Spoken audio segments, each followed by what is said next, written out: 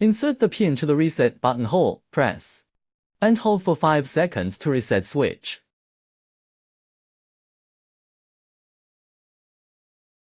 Until the red indicator blinking. Click plus icon. Click Stop Searching.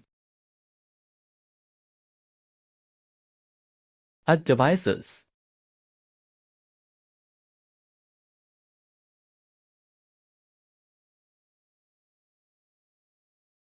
Press the button to turn on and off lights.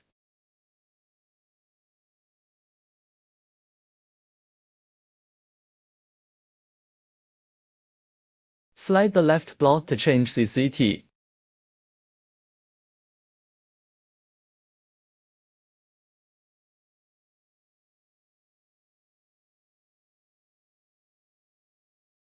Slide down the right button to reduce brightness.